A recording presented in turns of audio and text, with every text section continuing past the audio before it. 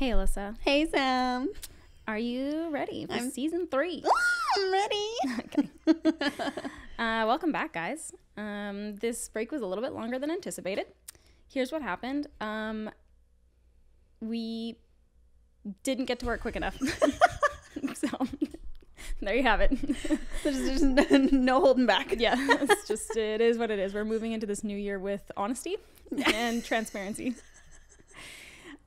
So this is a topic that's been requested a few times actually, but a few of you guys had asked us to do like a personality test and then talk about the results and see like how spot on we thought it was. Mm-hmm. So we're doing the Myers-Briggs.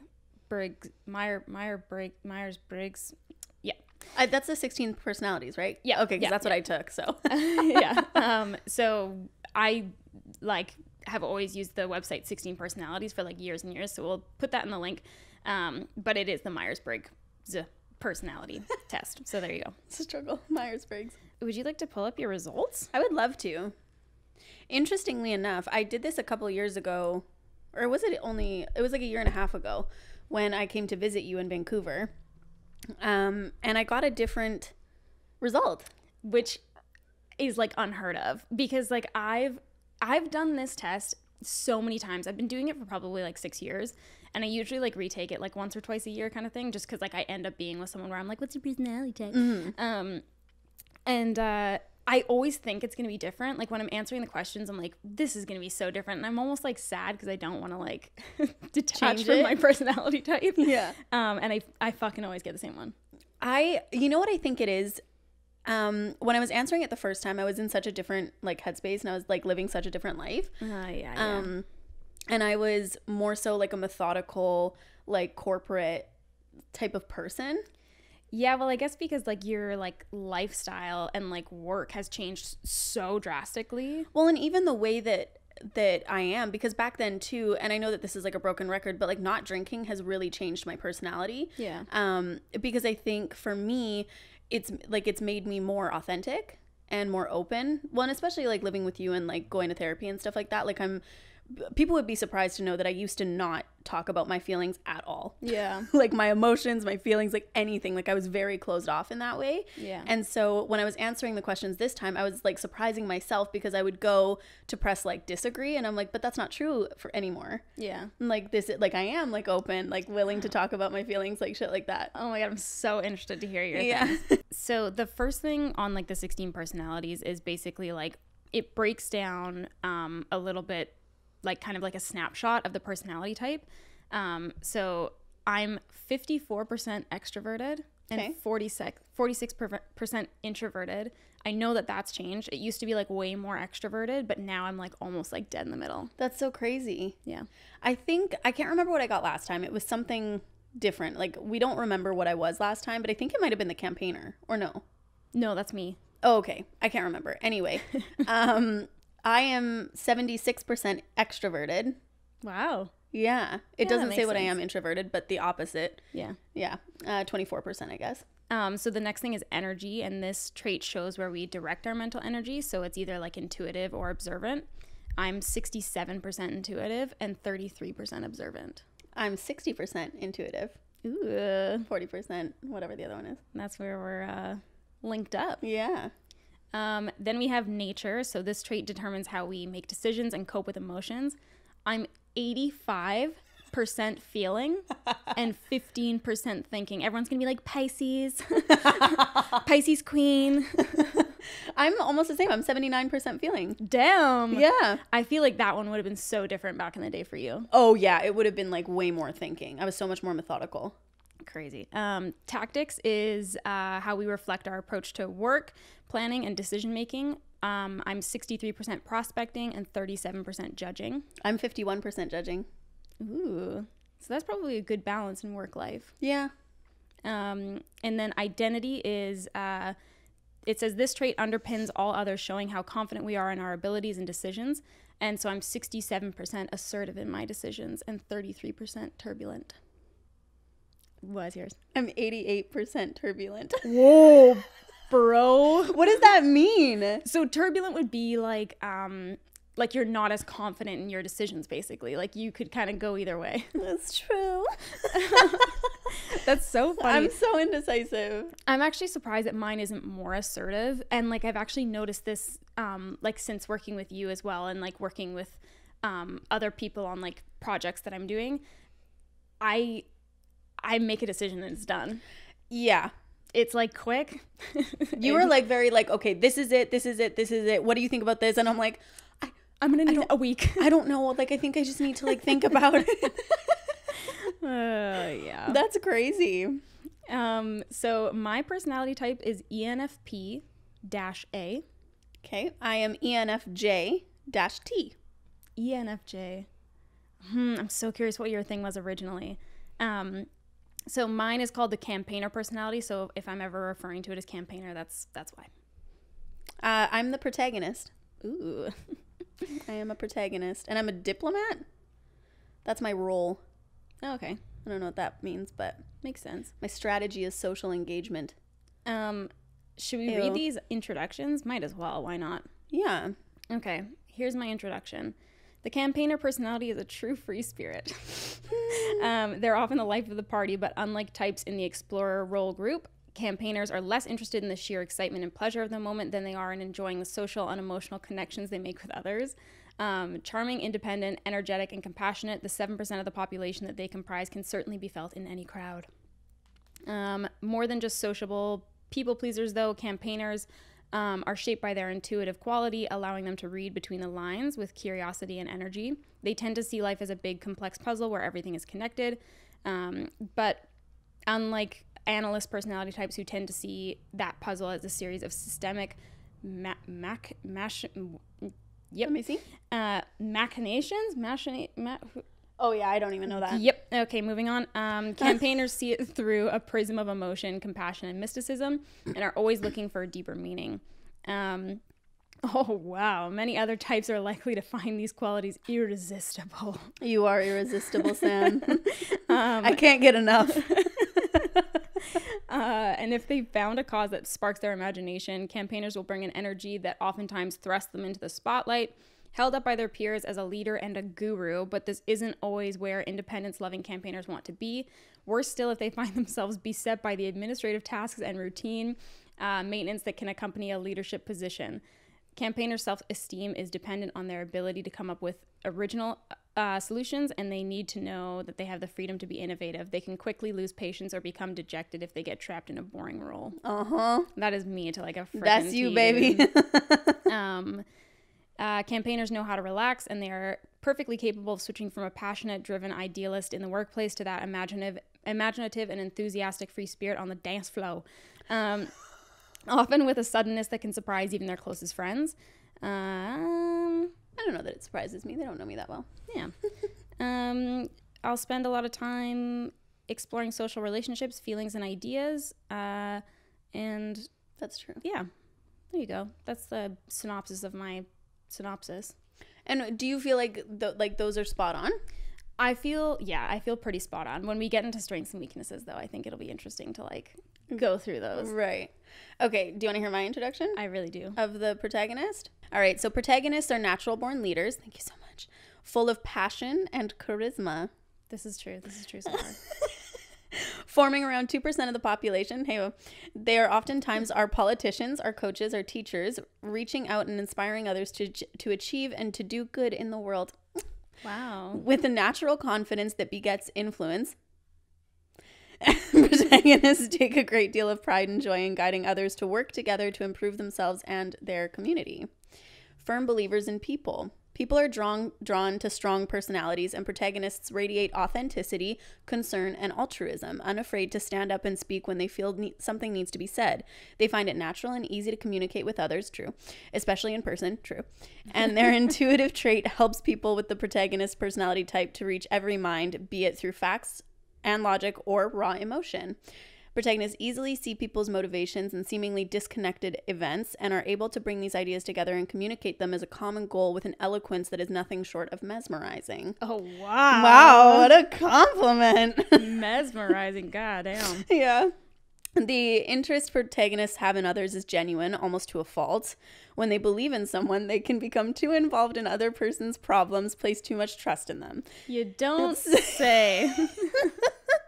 Luckily, this trust tends to be a self-fulfilling prophecy, as protagonists' altruism and authenticity inspire those they care about to become better themselves. But if they aren't careful, they can overextend their optimism, sometimes pushing others further than they're ready or willing to go. I don't know if that's true though. But anyway, how long is it? Okay, here we go. Protagonists are. That's why I started kind of. It's like. Yeah, condensing. Sorry, guys. Protagonists are vulnerable to another snare as well. They have a tremendous capacity for reflecting on and analyzing their own feelings, but if they get too caught up in another person's plight, they can develop a sort of emotional hypochondria, seeing other people's problems in themselves, trying to fix something in themselves that isn't wrong. If they get to a point where they are held back by limitations someone else is experiencing, it can hinder the protagonist's ability to see past the dilemma and be of any help at all. When this happens, it's important for protagonists to pull back and use that self-reflection to distinguish between what they really feel and what is a separate issue that needs to be looked at from another perspective. People with the protagonist personality type are passionate altruists, sometimes even to a fault, and they are unlikely to be afraid to take the slings and arrows while standing up for people and the ideas they believe in. It is no wonder that many famous protagonists are cultural or political icons. This personality type wants to lead the way to a brighter future, whether it's by leading a nation to prosperity or leading their little league softball team to a hard-fought victory. Wow. Yeah. Very precious ending there. I got a little cheesy at the end. So moving on to strengths and weaknesses. Okay, so my first strength is curious. Curiouser and curiouser. Now I'm opening up like the one. Wait. Sorry. That was an inside joke. I know. We did a play in high school called Alice in Wonderland, and that was the opening line to the play. And we had to listen to it a million times. Oh my gosh, so many times. In rehearsal. Okay, so my first strength is curious. When it comes to new ideas, campaigners aren't interested in brooding. They want to go out and experience things and don't hesitate to step out of their comfort zones to do so. They're imaginative and open-minded, seeing all things as part of a big mysterious puzzle called life. Yeah. Do you agree with that? 100% for you, yeah. I think I would too. Yeah, I think that you're so curious that like if you get something in your mind, it's like, well, this is what's happening now. Yeah, I'm very like, I need the instant gratification. Yeah. Yeah, for sure. And you've always been that way though. I just am who I am. Yeah. ENFP through and through. What's your first strength? Tolerant. Yup. Okay, all right. When I saw this one, because Sam told me not to read it, but I'd already kind of started reading it, and this is where I stopped, and I was like, yeah, okay. Okay, this is going to be a read, okay. Yeah. So protagonists are true team players, and they recognize that means listening to other people's opinions, even when they contradict their own. They admit they don't have all the answers and are often receptive to dissent, so long as it remains constructive. Okay. What do you think about that? Yeah, I agree wholeheartedly with that one, for sure. Yeah, I think that, this is like something that I came to realize like pretty late on in life, but that I don't have all the answers and like I don't know. And I just love in conversations when people say, I don't know. Yeah. You know what I mean? Like when people try to like think that they know or they want to like expand on an idea that they haven't even formed yet. For me, it's just like, I would rather like listen. Yeah. You know, and like learn. And I have no problem like morphing my beliefs if like I can be so convinced by logic and reasoning. Yeah. Yeah. And I feel like that just like leads to growth. That's a good way of looking at it. Okay. My next strength is observant. Campaigners believe that there are no irrelevant actions, that every shift in sentiment, every move, and every idea is part of something bigger. Mm-hmm. To satisfy their curiosity, campaigners try to notice all of these things and to never miss a moment. What was the thing again? Observant. No irrelevant actions. Yeah. I think so. I guess I'm like confused by that one. Can you read it again just for me? Campaigners believe that there are no irrelevant actions, that every shift in sentiment, every move, and every idea is part of something bigger. To satisfy their curiosity, they try to notice all of these things and never miss a moment. Yeah, 100%. This one is like where Matt and I clash. Oh, why? Because I'm very much like this in that, like, if someone says something, I'm just like, okay, well, I wonder if they said that because of this, and this because of this, and this because of their childhood trauma. And, like, right. Like, I really try to, like, go back and, like, try and understand, like, why they might have said that. Whereas Matt just, like, he really, like, speaks without thinking. So he is like, oh, my God, like, I didn't mean it like that. Like, right. But it's just, yeah. You, to, like, springboard off of that, you are very selective with your words and your wording. Yeah. Like when you speak with intent. Generally. Yeah. Well, to me anyway, I would say. Yeah. Yeah. Like I feel like to your like friends and stuff like that, like you don't you're not one to like send a like rash text. Oh, fuck no. You're like in the freaking notes. No. Like, oh, I'm a notes ass bitch, dude. And like once that notes app is getting pulled up, like you better run. Like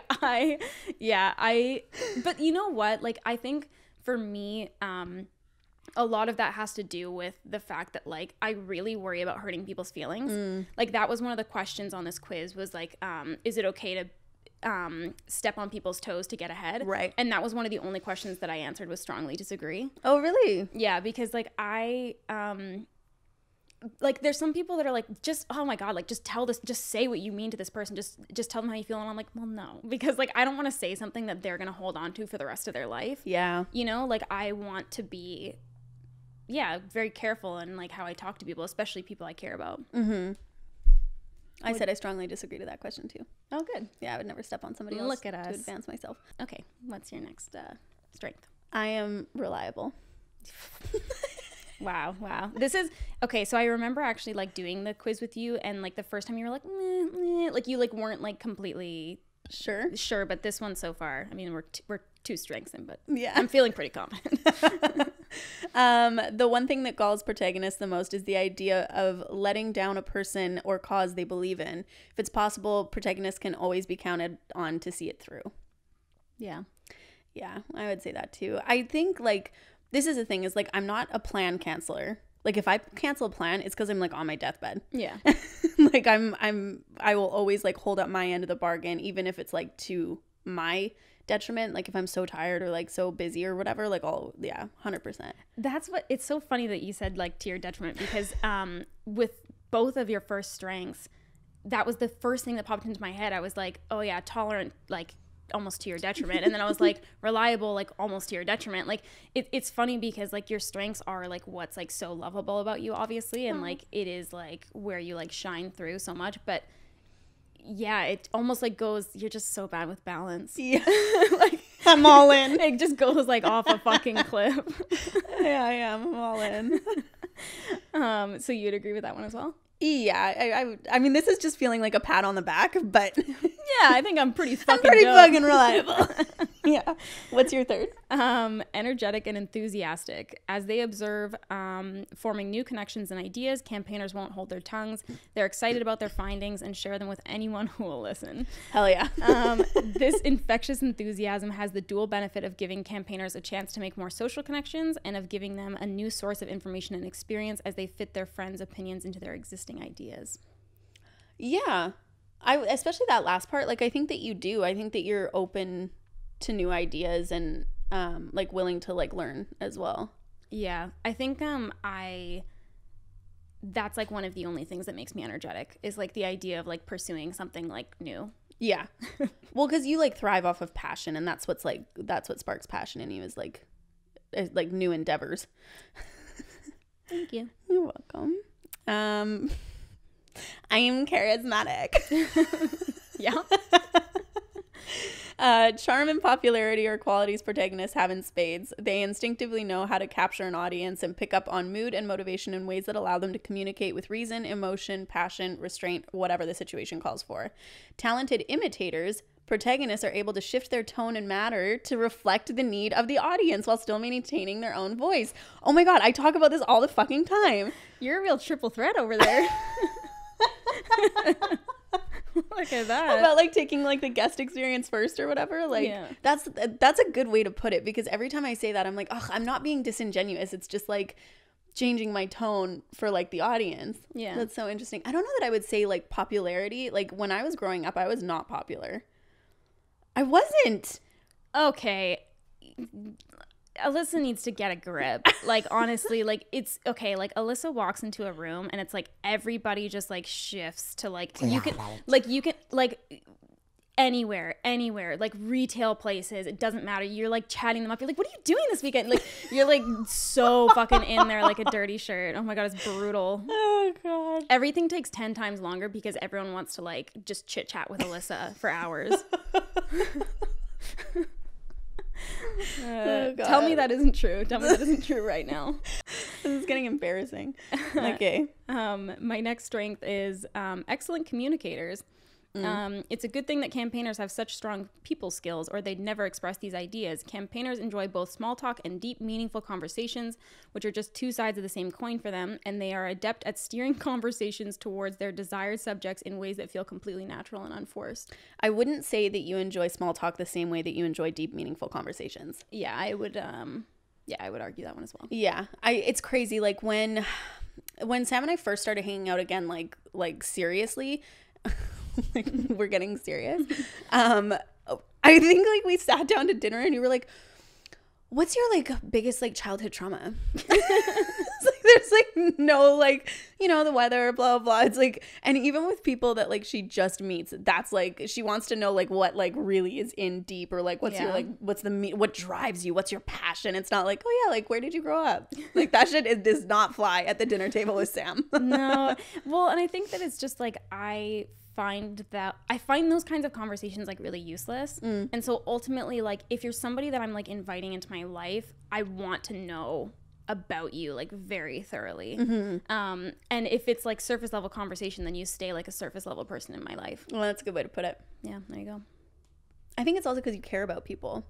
And like you are like the least judgmental person I know, and like the more that I open up to you, or like I go through things like side by side with you, the more I like realize how non-judgmental you are. Oh, thank you. I try to be well, actually I don't even know that I try to no be I don't think you do. It doesn't like it takes a fucking lot to like really actually shock me, and sometimes it honestly surprises me, because stuff that like I'm embarrassed about, you're just like yeah, and I'm like, really? Okay, thanks. What do you got over there? Altruistic, which to be honest with you, I don't even know what this word means, but we're going to find out, I guess. Uniting these qualities is protagonists' unyielding desire to do good in and for their communities, be it in their own home or a global stage. Warm and selfless, protagonists genuinely believe that if they can just bring people together, they can do a world of good. Oh my God, this is making me cry talking about like you. Oh Lord. This is, wow, the eye waters are going to be taking place, I'm sure. I agree with that.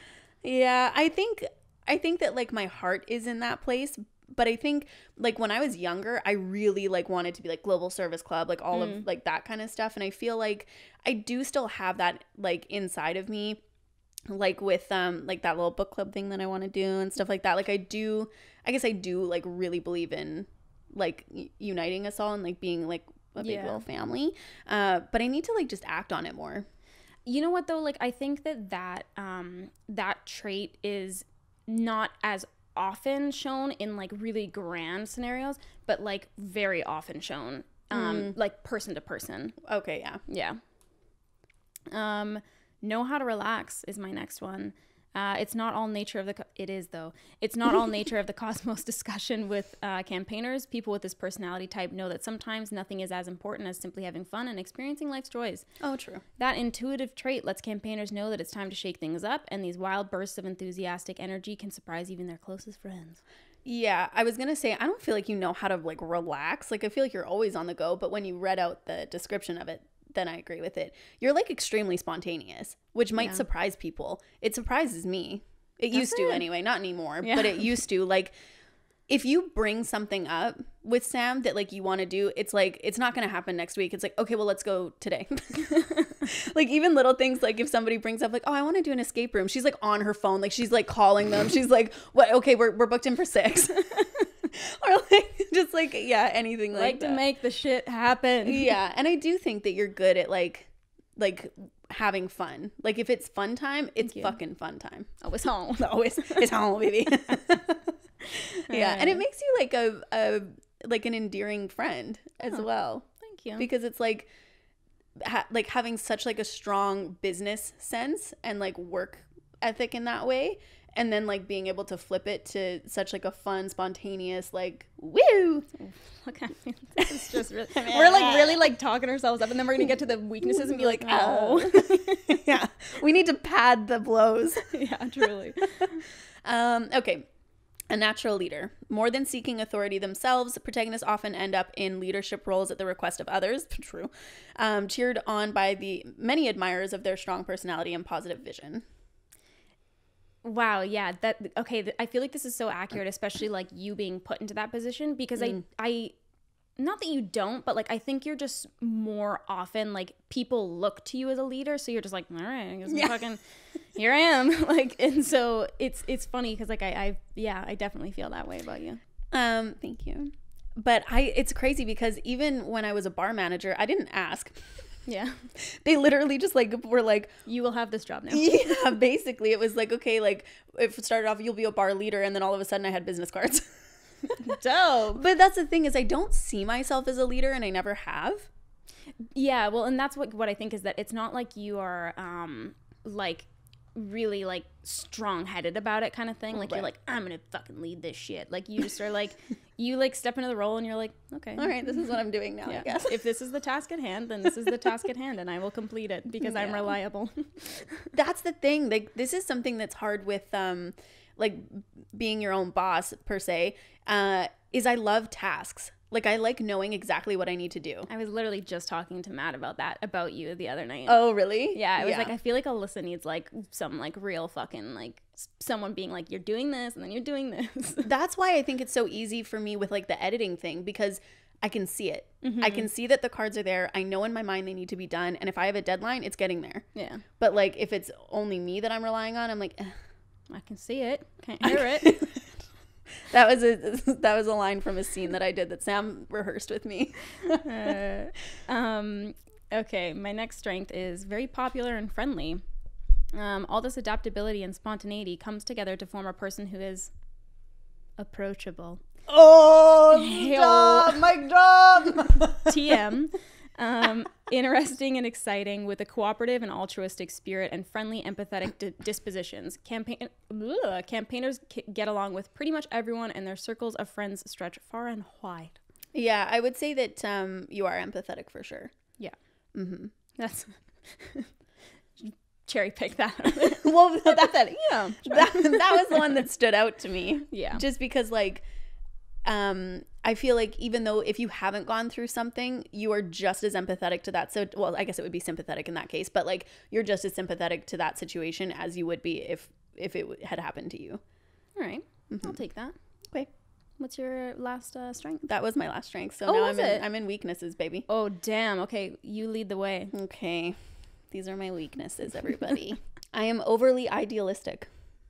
Okay. People with the protagonist personality type can be caught off guard as they find that through circumstance or nature or simple misunderstanding, people fight against them and defy the principles they've adopted. However well-intentioned they may be, they are more likely to feel pity for this opposition than anger, and can earn a reputation of naivety. Right? Okay. I don't know. The only thing that I could think about that is when people think that I'm naive in I guess like acting and like social media and like stuff like that, when like, because I do go into things and I'm like, okay, I'm just gonna like, this is what's gonna happen, and people think I'm like naive about stuff. Yeah. Even like when my dad was passing and people were like, you know, your dad's sick, like thinking I'm fucking naive. I'm like, I'm not. Like, I know what's going on. Like I know what's happening. Yeah. So I agree with the like reputation of naivety, but I don't know that I don't think people fight against me very often. I feel like that one wasn't like worded in the, like, I feel like that I'm sure is true in some way, but it's not like worded in a way that resonates, seems to reflect you. Yeah. Let's get into your weaknesses, baby. Poor practical skills. Hold on. When it comes to conceiving ideas and starting projects, especially involving other people, campaigners have exceptional talent. Unfortunately, their skill with upkeep, administration, and follow-through on those projects struggle. Administration, you don't say. Without more hands-on people to help push day-to-day things along, campaigners' ideas are likely to remain just that, ideas. And you know what's interesting about us is that I like the day-to-day stuff, and you despise it. I was just saying to Matt in the car, like, I have these, like, I have something I have to, like, mail. And I was like, I'll do it tomorrow. And he's like, oh my God, it takes 2 seconds. And I'm like, Matt, I hate this shit. Like, walking into the post office, I'm like, kill me. Immediate depression. Like, I think I would be such a good personal assistant, because I fucking love 100%. That shit. Oh, 100%. Making phone calls, booking appointments, answering emails, dropping shit off, picking stuff up. I'm here for it. That is my version of hell. And I just love it. It gives me purpose and I get to like tick shit off. And I'm like, yes, like when I have a ton of errands to run, chef's kiss. Ugh. See, like, okay, I feel like I wake up and I feel like my day is so limited as is. And I'm like, how am I going to pack as many things as I want to do in here in this day? Mm-hmm. And is it going to actually work? No, it's not, because I have fucking administrative things to do. Like paperwork, crap like that. No, like, I just feel like it, like, just boxes me in. That's fair. I'm an artist. That is the thing, is you are an artist. Yeah. Ugh, I just want to do other shit with my day. Yeah. Okay. I'm too selfless. Yeah. Yep. Protagonists can bury themselves in their hopeful promises, feeling others' problems as their own and striving hard to meet their word. If they aren't careful, they can spread themselves too thin and be left unable to help anyone. Do you see it as wishfulness? Is that what it said? I thought it did, but maybe I just came up with that in my head. You did, yeah. Okay, so like you being selfless, like, do you feel like sometimes you are selfless towards people because like you want to believe in them, you want to believe that like they're gonna change, they're gonna be better, they're gonna like whatever kind of thing? Like, is that part of it for you? I think I just like making people feel good. I really do. Like, I like, as we discovered, like, I'm acts of service. Yeah. My love language. And I just like, yeah, I like making people feel cared about and loved and like whatever. And I think like lifting people up, like selfishly, like makes me feel good. I don't think that's selfish. But do you agree? Like, do you think you like sometimes maybe get taken advantage of? Well, the only reason that I agree is because you've brought forth so many times real life scenarios of that. But before that, I did not agree, no. Okay, well, there you go. My next one is find it difficult to focus. Campaigners are natural explorers of interpersonal connections and philosophy, but this backfires when what needs to be done is that TPS report sitting right in front of them. It's hard for campaigners to maintain interest as tasks drift towards routine, administrative matters, and away from broader concepts. I feel like they're really like just trying to drive this one home. That you're not an administrator. Yeah. Yeah. I mean, same. Yeah. Basically. 100%. Yeah. That's the thing. If you're passionate about something, like you're hyper focused. Yeah. That's like all that's on your mind. But if it's other stuff, it's like, ugh, can't be fucked. Fuck it. Yeah. Get a bad case of the fuckets. I've never heard you say that before. Oh, Matt says that. You're gonna be like to this one. Okay, go ahead. Too sensitive. Maybe you dabble in sensitivity. She's already welling. I'm just a sensitive lady.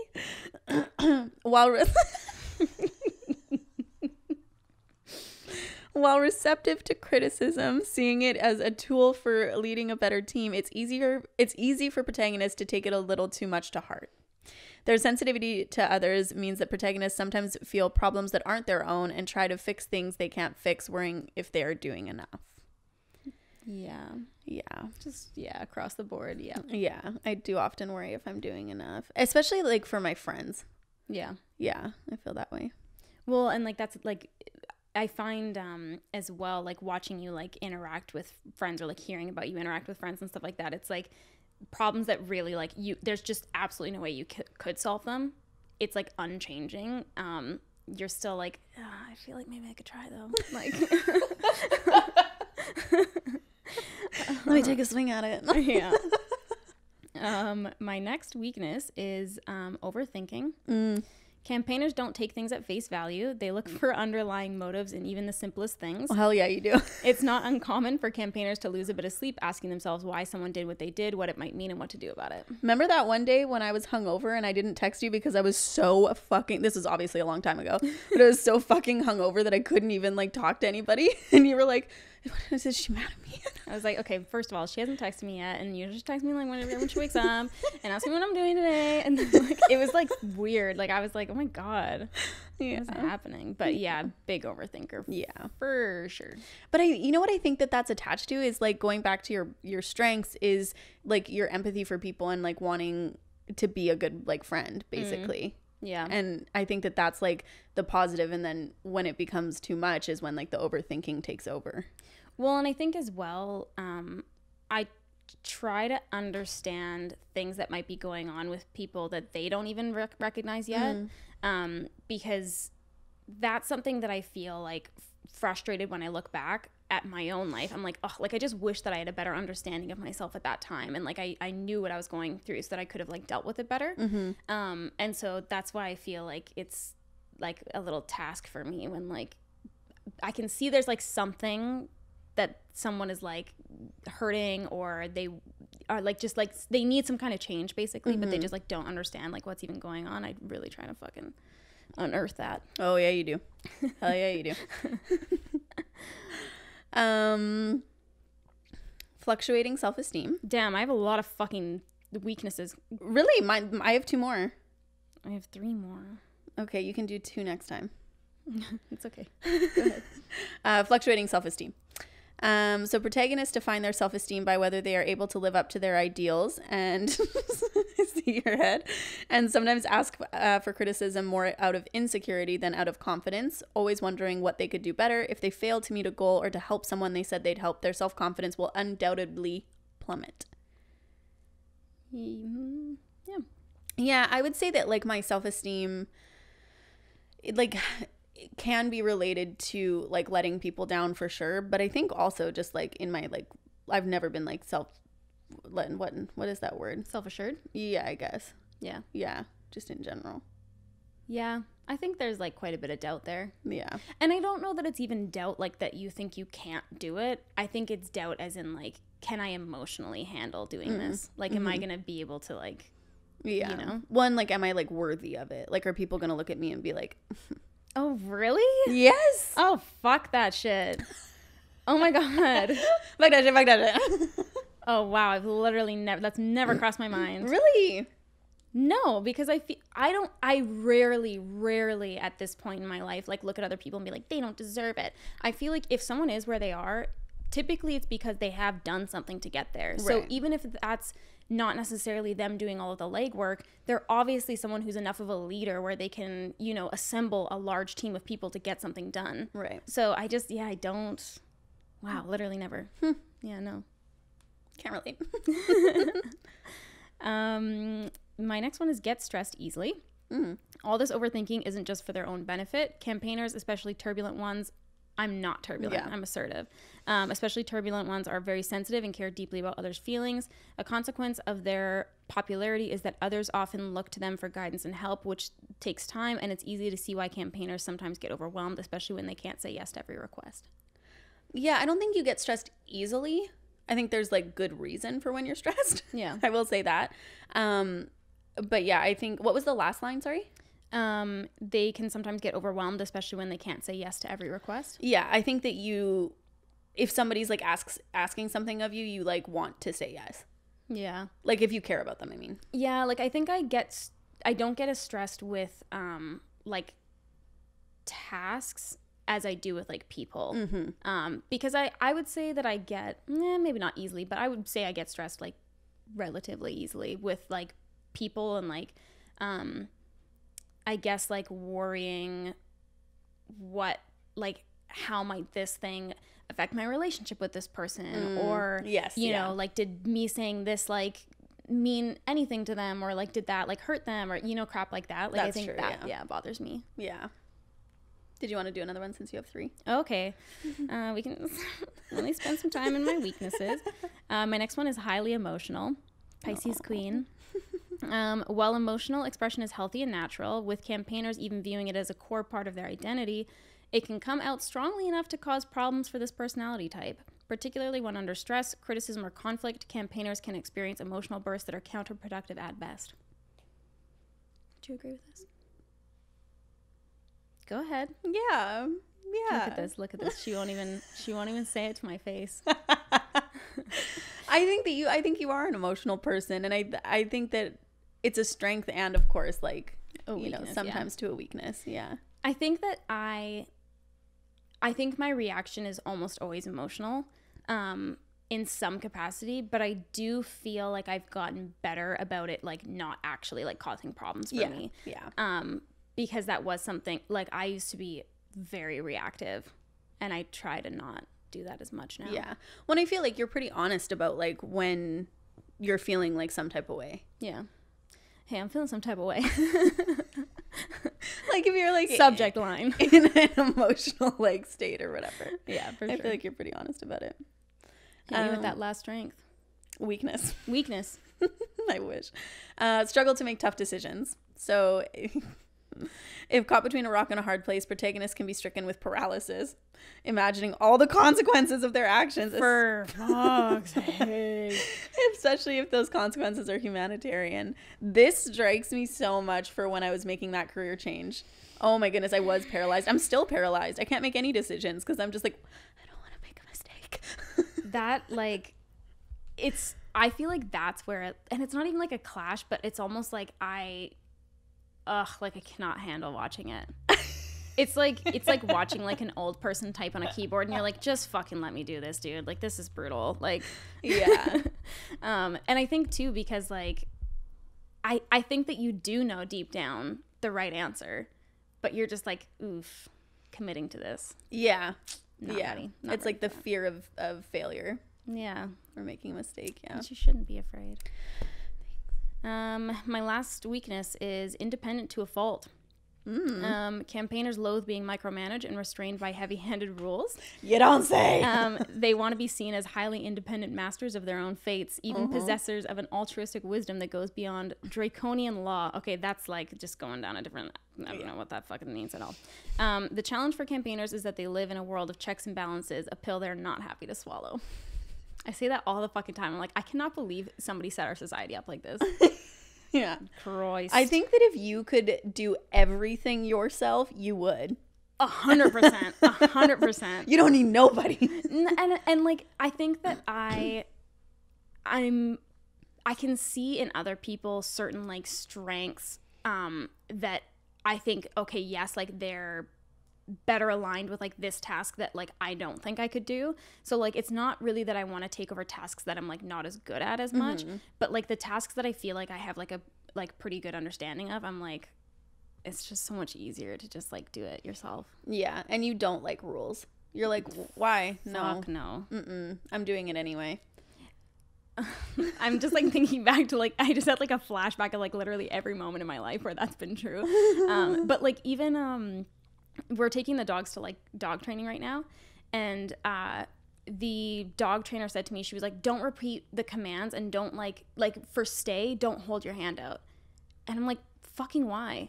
Like if that gets the dog to like do, like explain to me then. Like that's the thing, is like if it's a rule that's like being enforced, I need to know why. Yeah, I'm a big why person too. Yeah, because like I just don't, the problem that I have with rules, I'm just going to really harp on this for a second. The problem that I have with rules is that I feel like so many of them are instated like potentially needlessly, but also at a time where maybe things were very different and they just haven't changed. So I feel like, does that rule still align with like how we do things now?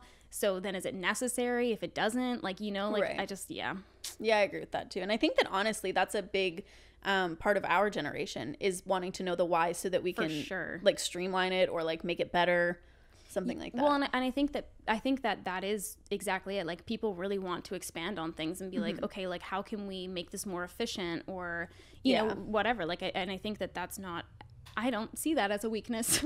No, I don't see that as a weakness. No, because questioning is a positive thing. Yeah. You know, because like if we're always only being obedient, that's all we'll ever be. For sure. And we'll never progress. Yeah, I agree with that. Yeah. Fuck obedience. No, I'm just kidding. I'm pretty obedient. Fuck obedience, but also I love it so much. Yeah. Please tell me what to do. Yeah. Basically. The next thing is about romantic relationships. Are you ready for this? Yep. Okay. I'm going to try and make this brief a little bit. So when it comes to relationships, there's hardly anyone around who's more excited than campaigners to share with their partner the bounty of ideas and eye-opening experiences that life has to offer. Relationships are a joyous process of mutual exploration and imagination, a chance to connect with another soul. They take their relationship seriously and are known for their uninhibited and unshakable devotion to people who to whom they've committed their hearts.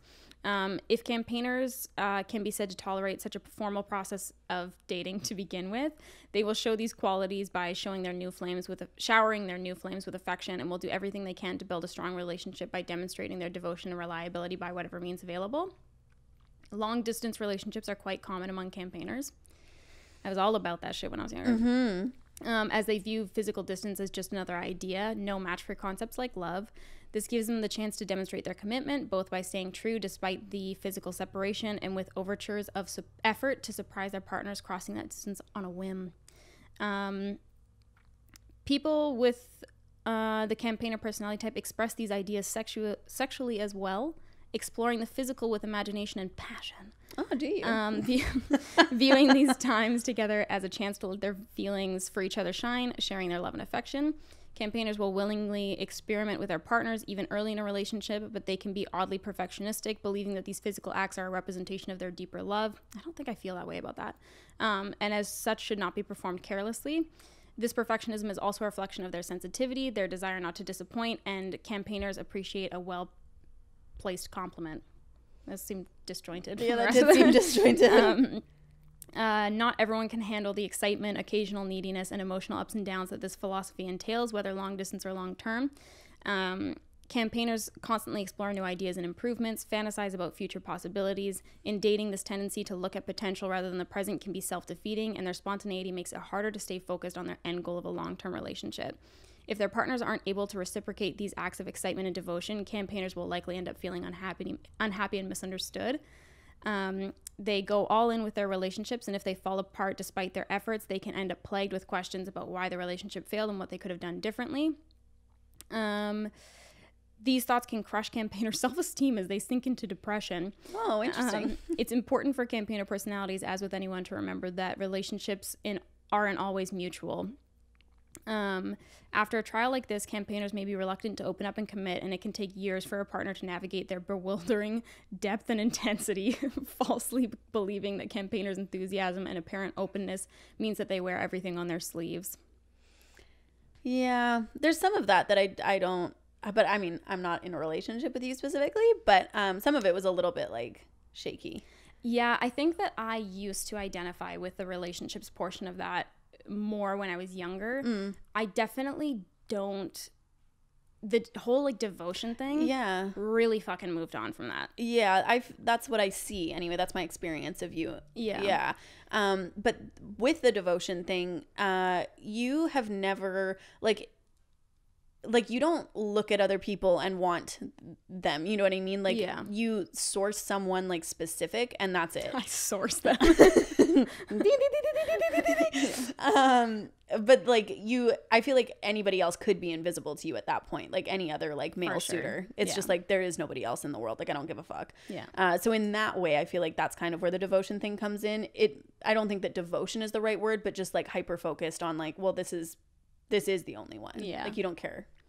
I would say too, with the devotion thing, like, I've never really been someone that could be like talked into a breakup. Like, I was like, no, like I can work through like quite a fucking bit. And be like pretty patient through stuff. So I would say that like devoted maybe in that way more so. But when it's done, it's done. It is done. Like it's like not like happening anymore. So I don't relate to the devotion part as much anymore in that way. Let's hear about your love life. You're getting freaky in the sack, apparently.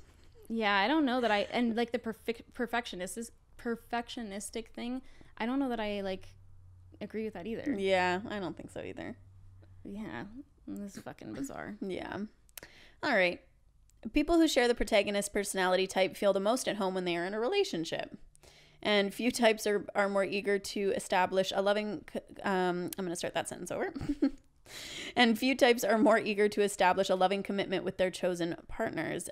We take dating and relationships seriously, selecting partners with an eye towards the long haul rather than the more casual approach that might be expected from some types in the explorer role group. I don't know if that's true. Like, I was in a very long relationship, but like... before that, like I was, well, but that's a lie. I was usually lying when I said I wanted something casual. Okay.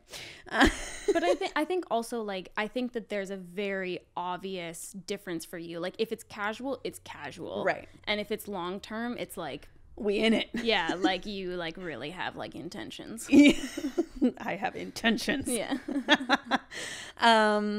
There's no greater joy than to help along the goals of someone they care about, and the interweaving of lives that committed relationship represents is the perfect opportunity to do just that.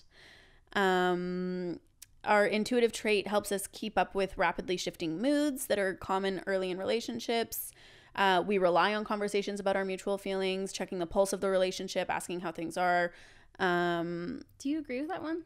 I kind of do it like in a like secret way, more subtle way, very subtle. Yeah. But like, I feel like I can like read between the lines type of thing. But yeah, I'm not like, where are we? I never do that. Like, I feel like I rely a lot more on like what I'm feeling from somebody else. Like I can feel their vibes, energy. Yeah. And then like obviously the acts of what they're doing basically. While this can help to keep conflict like at bay, I think that we also risk being overbearing or needy. All right. I mean, I've been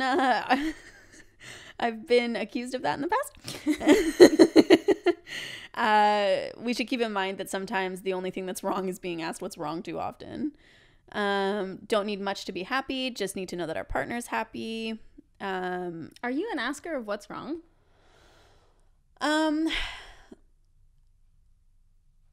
I think I asked like, what are you thinking?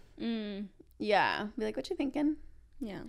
But I can just tell, like, I know if something's like on your mind or like if something's wrong, and then I will ask and I will figure it out type of thing. Like, I will find out. Yeah. Because I'm like, if you're thinking something, just fucking tell me, man. Like, let's like work through this. Like whether it's on you or it's on me or like it's on us. You're ready to uncover the truth.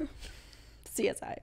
Making others' goals come to fruition is often the chiefest concern of protagonists, but if they aren't careful in a quest for my partner's satisfaction, it can leave me neglecting my own needs.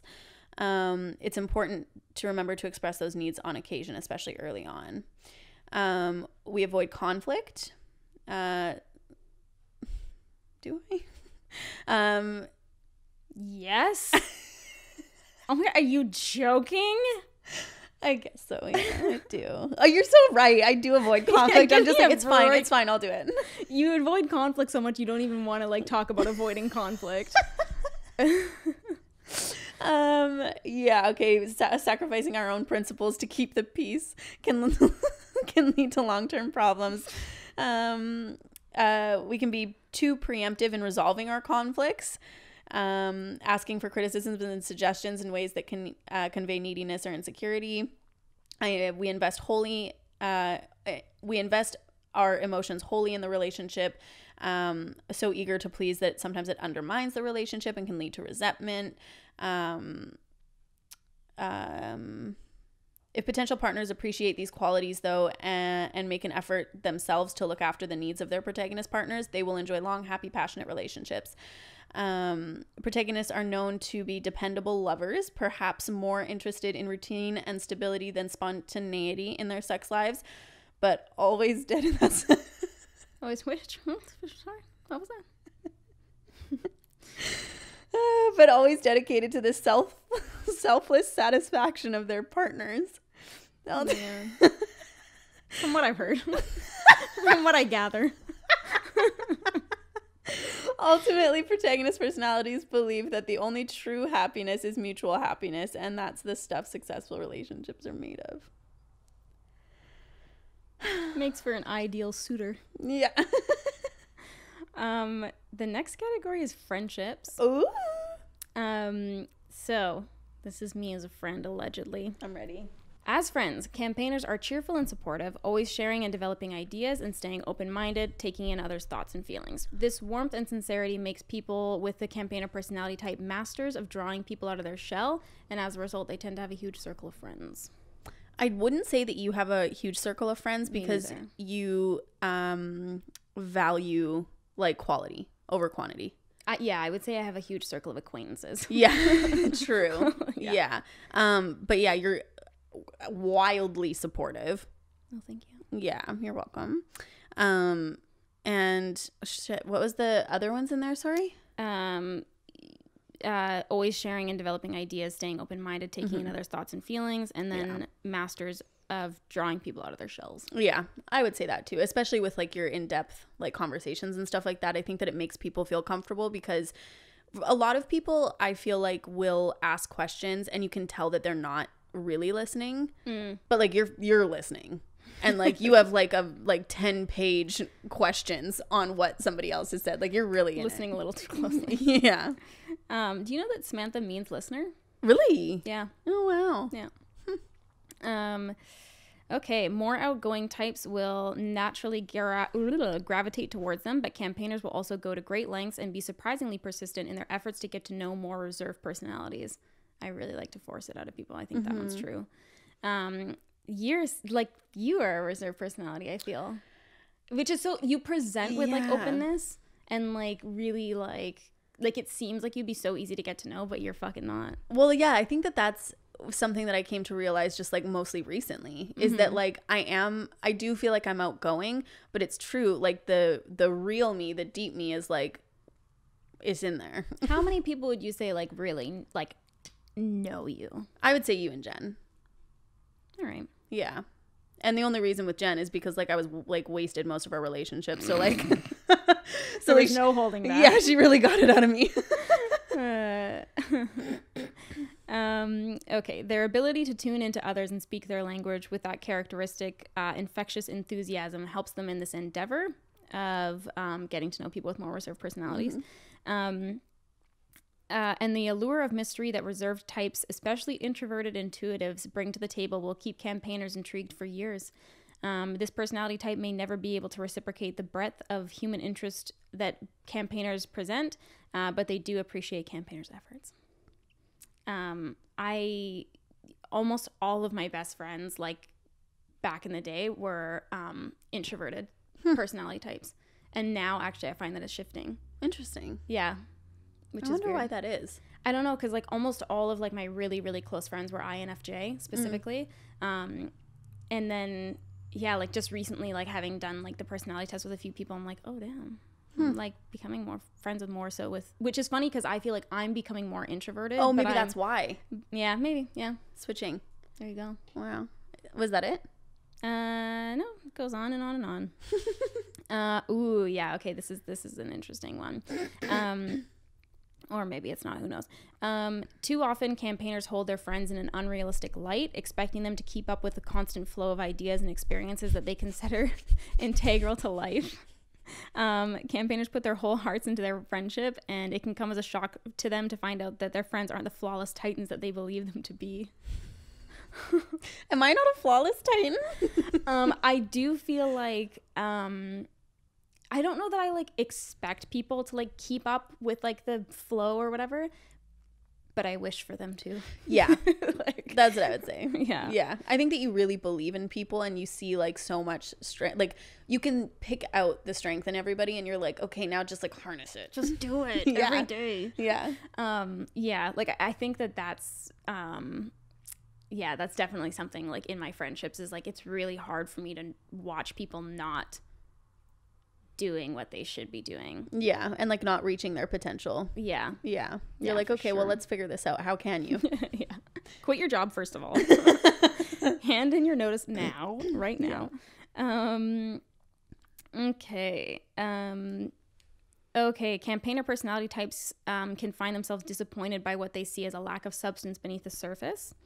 They tend to get deeply involved in others' lives, going to great lengths and efforts to be the selfless, caring, and supportive people they are, and all the while forget to take care of themselves, both in terms of basic needs like financial stability and rest, as well as more emotional needs like mutual understanding and reciprocation. Campaigner personalities tend to give much more of themselves. Most are even capable of giving back. This sort of imbalance isn't sustainable, as seemingly one-sided generosity often leads to criticism and resentment on both sides. Listen. Okay. You are the most generous person I've ever met. Thank you. I say this all the time to Annie. I'm just like, it's just like, I truly believe that you would give like everything you had to somebody like that you really cared about. For sure. Like, this is the thing is, like, I think that people might be surprised by this, but, like, you are not materialistic in the fucking slightest. No. Like, when you literally had nothing, you would, like, still, you didn't care. It was like, okay, well, I would rather have this experience with you than to, like, have this money or whatever. Yeah. And if you have something that you know somebody else needs, you'll be like, here you go. Which is, like, I think, like, also to a detriment. Oh, for sure it is, for sure. Because I think that people can take advantage of it. And that's actually something that I really struggle with, because, like, you are so generous with me as well. And I'm like, I just, like, want to push back on it so much, because I'm like, you worked hard for this. Yeah, I find that a lot of my, first of all, a lot of my friends have said that that's, like, a weakness, or not a weakness, but, like, to my detriment. And a lot of, like, my really, really good friends as well have like almost like felt like uncomfortable with, like, the generosity. Like, they're like, I hope you don't think anything, like, whatever. And I'm like, I know it's not even like I don't think, I know that you're not that person. Like, I know you're not taking advantage of me, whatever. That logic has failed me once or twice. But for the most part, like, I do know the difference between people that are genuine and, like, deserve generosity, and people that don't, because I don't even interact with the people that don't. Right. Like, I just have no desire. Yeah. There was one thing that the thing about like, not having, like, emotional needs, like, mutual understanding and reciprocation met. I feel like for me, this is something I've been, like, reflecting on lately.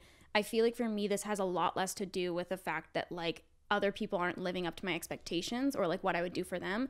It has more to do with the fact that, like, I don't allow people to be that for me.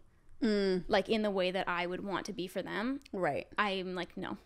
Yeah, I don't think it's pride, but you just want to be strong enough to, like, not need anything. Yeah, for sure. Whereas it's like, I feel like, well, I can't speak for anybody else, but, like, I care about you so much. I'm like, let me do anything. Let me do anything for you. Do you want me to rub your back? Can I make your bed? Acts of service. Yeah, Lord. That's your independent nature. Yeah, I guess so. The last little bit about friendships is that we are open-minded and sincere enough in our friendships that we can connect with and understand even acquaintances well enough, and recognize that not everyone expresses themselves in the same way, and that's okay. Their sensitivity may make it too challenging to play with more critical and argumentative personalities, such as strongly expressed thinking and judging types, which is Matt. But they do appreciate, even cherish, the company of most anyone who appreciates theirs, and the adventures and experiences they have together, the stuff a good life is made of. Oh, there you go. Let's hear about what kind of friend wistful. You are. Yeah. When it comes to friendships, protagonists are anything but passive. Oh, right. I feel like I am actually pretty passive. While some personality types may accept the circumstantial highs and lows of friendship, their feelings waxing and waning with the times, protagonists will put active effort into maintaining these connections, viewing them as substantial and important, not something to let slip away through laziness or inattention. Okay. Yeah. Now that it's like... And I think, like, passiveness, if anything, is more so, like, in the long-term way. I wouldn't say you're, like, as passive with, like, day-to-day, like, conversation and stuff. No. Yeah. But, like, I can, like, go with the flow type of thing. Yeah. We take genuine pleasure in getting to know other people and have no trouble talking with people of all types and modes of thought. Yeah, it's true. Even in disagreement, other perspectives are fascinating to protagonists, though, like most people, they connect best with individuals who share their principles and ideals, and types in diplomat and analyst roles are best able to explore protagonist viewpoints on them, which are simply too idealistic for most. It is with these closest friends that protagonists will truly open up, keeping their many other connections in a realm of light-hearted but genuine support and encouragement. So that's, like, where I'm, like, reserved, I guess. Yeah. Others truly value their protagonist friends, appreciating the warmth, kindness, and sincere optimism and cheer they bring to the table. Yeah. That's, like, people's, like, number one, like, descriptor of Alyssa is that she's positive. Aw. Little golden retriever. I'm never gonna let that go now that you called me a golden retriever. Don't let it go. So funny because that's the dog that I want too. Oh, they're so nice. I know. Can you imagine Kuma? I know, Kuma girl. Friend. Yeah. Okay. Yeah. Protagonists want to be the best friends possible, and it shows in how they worked to find out not just the superficial interests of their friends, but their strengths, passions, hopes, and dreams. Nothing makes protagonists happier than when they see the people they care about do well, and they are more than happy to take their own time and energy to help make that happen. Oh, for sure. Yeah, like you're really not someone who like looks at other people being like, ugh, like why are they there, or like why are they doing so much better? Like you really like don't. You're like, yeah, they deserve it. Like, yeah. I feel like especially like because I'm in such like non-traditional like workspace and have been for a while now. You were like one of the only people who were like, cool. Yeah, that's awesome. Like, good job. Have fun. Like, you know, like you weren't like, ooh, but it's like, is this gonna be sustainable? Yeah. Like, I don't feel like you ever like look down on like my decision like that. No, not at all. And I actually remember us talking about, this was at the very beginning. Remember when we were talking about like the 30 days of makeup or whatever? Yeah, like even back then. It's crazy to think back to that long. I know. I posted a photo. I was going back through my Instagram. I posted a photo like 5 or 6 years ago saying, congratulations, Battle Ash, on 100K. Wild, right? Yeah. Wow. While protagonists enjoy lending this helping hand, other personality types may simply not have the energy or drive to keep up with it, creating further strain. People with protagonist personality type can become offended if their efforts aren't reciprocated when the opportunity arises. I don't know if that's true though. Can you say that one more time? Okay, so while protagonists enjoy lending this helping hand by being like happy for other people, other personality types may simply not have the energy or drive to keep up with it, creating further strain. People with the protagonist personality type can become offended if their efforts aren't reciprocated when the opportunity arises. Oh, I don't think I agree. Yeah, I don't know that I agree either. Yeah, I don't know that that's ever come up really though. I don't really have many friends. I don't think that you have like particularly like outlandish expectations of people though. Like I don't think you hold people to like expectations very much. No, I just like value connection, I think. Yeah, I don't need people really to do things. I mean, obviously I like am thankful and stuff like that, yeah. But I just like want to spend time with you. Just want to hang out. Yeah. Ultimately protagonists give and take ultimately protagonists give and take can become stifling to types who are more interested in the moment rather than the future, or who simply have identities that rest firmly on the assertive side, making them content with who they are and uninterested in the sort of self-improvement and goal setting that protagonists hold so dear. So yeah, I don't know. I don't really agree with this. When this happens, protagonist personalities can be critical if they believe it's necessary, while usually tactful and often helpful. If their friend is already annoyed by the protagonist's attempts to push them forward, it can simply cause them to dig in their heels further. Protagonists should try to avoid taking this personally when it happens and relax their inflexibility to the occasional live and let live attitude. You know what I will say? I used to be like this. Yeah. Like I used to be extremely confrontational and I like a little bit judgmental. I guess, like of people. I'm like, well, why are they doing this? Like not in like a like you following your dreams type of way, but people who would just like smoke weed and sit on the couch all day and shit like that. And then one of my ex-boyfriends actually said something to me one time, and he was like, if they're happy doing that, then just let them be happy doing that. Yeah. And then like that really sat with me, and I was like, you know what, if they're not hurting anybody, why does it matter? Yeah. Like who am I? Like if you just want to have a certain type of life and that's on you, then like whatever. Yeah. So I don't know if I believe that anymore, but maybe maybe before. What do you think? At the beginning I was like and then like towards the end I was like okay, I can see, because like I think there's sometimes where if people aren't making the decision that you would make, and it can be like super small things as well, but I think like if people aren't making the decision you would make, sometimes you can be like, okay, well, you know, True. like have like a little bit of judgment, or feel like you kind of want to like redirect them a little bit. Yeah. Yeah. I would say that's true. Yeah. Yeah. Yeah. You're like, now reflecting. Yeah. Okay, going back. I'm like, that's not the right decision. Here it is. Here's the right decision. Ultimately, though, protagonists will find that their excitement and unyielding optimism will yield them many satisfying relationships with people who appreciate and share their vision and authenticity. The joy protagonists take in moving forward means that there is always a sense of purpose behind their friendships, creating bonds that are not easily shaken. Yeah, that's true. Yeah. You have pretty like intense. Yeah, no kidding. Bonds. I don't really want to read the parenthood one. No, I never read the parenthood one. Okay, yeah. Okay, so all of that said, how accurate on a scale of 1 to 10 would you say that was for you? Yeah, I feel like it was probably like a 9 or like an 8.5. Like there was a lot of points in there for me that I felt like really were true. Yeah. And I just think it's interesting that I've changed so much over the last year. And not even like changed is the thing. I think that I just like uncovered like my true identity. Yeah, I do think that like you're so interesting to me.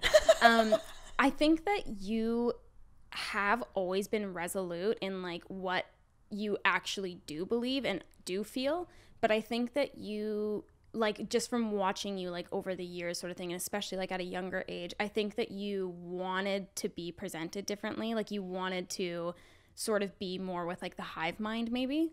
What does that mean, sorry? With like the like general like how people generally view things or think Right. things should be or whatever. Societal norms. Yeah. And I was like, big into that. Yeah, like, and I think that even though you knew that like deep down like maybe clashed with some of your ideals, you were like, trade-off is worth it. Like, yeah. So it's interesting because I do think it's more of you, less of you changing and more of you sort of like peeling back that top layer and saying like, okay, like this is what it actually is. Shedding my skin. Yeah, exactly. What about you? Do you think that you're... I would say like 9.5 for accuracy. Wow. Yeah. I think the relationships one, the friendships one I think is still pretty accurate. The relationships one I don't find as accurate. And I think that has a lot to do with the fact that Matt is like literally the exact opposite personality type for me. And like everything that I've ever looked up about our relationship is like, this is like the most at odds you could possibly be. And like it's true. Like and I think that like being with Matt has very much so shifted like how I view relationships, and in some ways not for like the worst by any means. Because I think that I did dedicate like too much time and focus onto relationships that like really didn't serve me, you know? Yeah. Because that kind of held me back from doing things a lot earlier in life. And I feel like that's actually a regret of mine. Yeah. I like look back and I feel like, fuck man, like I wish I had gotten started on things sooner. And the only reason I didn't is because I was so like caught up in relationships. Yeah, I think that for a long time, if I could be so bold, your like main focus was like creating a life with somebody. For sure. And what like whoever you were with at that time was like it. Like that was it. And that like really consumed you. You know what? Even in high school. Yeah, I think I'm coming to this realization right here, right now. I think that because I knew what I wanted to do as a career so young, I felt like that part of my life was like taken care of. Right. I was like, I know what I'm passionate about. So now whatever's missing is going to be filled by a person. So I think that that's why I was pursuing that so intensely. Right. And then like as I got older, I realized that like not at all. So now I'm focusing my attention to what actually like fills my cup kind of thing. Right. Yeah. I just pour something in my cup. But yeah, I think that I was just kind of like misguided in thinking that that's how I was going to be fulfilled. Well, and I think that's hard too, because you knew so young what you wanted to do, a lot of other people were still trying to figure that out, and they might not have been emotionally where you were. Yeah. Not that they didn't care about you. I just mean like the longevity of it, I guess, or the intensity. For sure. Yeah. Yeah. So interesting. Do you feel like because like your thing kind of said like you can get along with like anyone, do you feel like you can like get along with anyone? Like I think you surface level for sure, like small talk, like whatever, like seeing them at a party, but like do you think you actually like jive with any personality type? I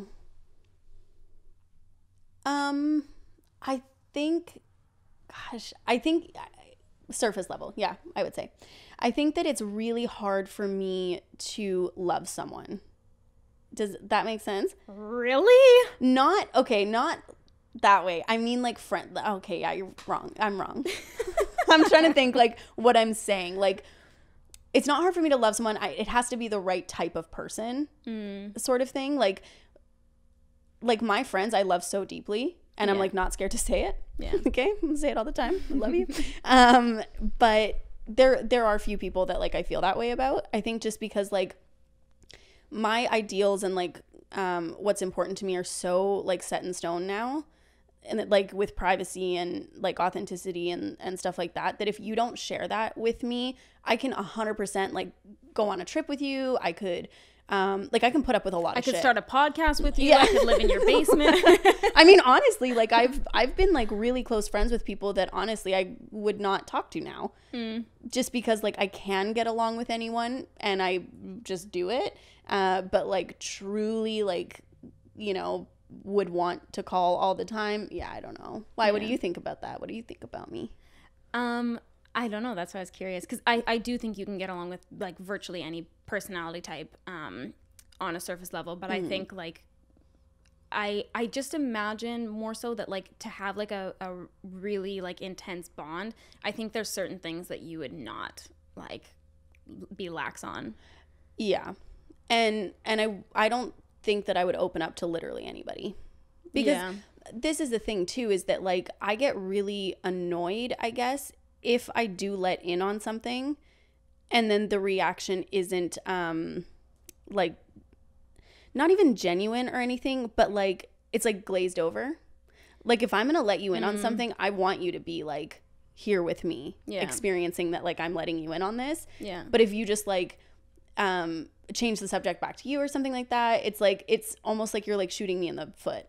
Do you think that's because like with your privacy thing, like you're so private that when you're like, okay, I'm opening it up a little bit here, like I'm like letting you in, telling you the passcode to my phone, like, you know, like do you think that that's why?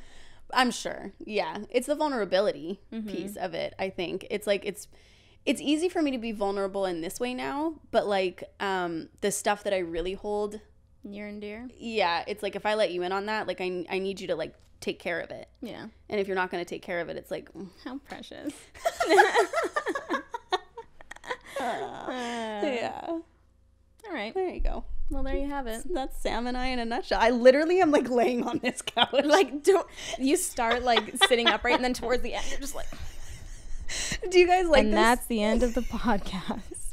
Do you guys like this style of podcast where I'm literally like one with the couch? You're like in like classic like getting into like being painted pose. That picture that I posted, everybody was like, Jack, draw me like one of your French girls. Everyone's really missing out if they're not watching the YouTube version of this right now. Yeah, truly. Don't watch the YouTube version of this one.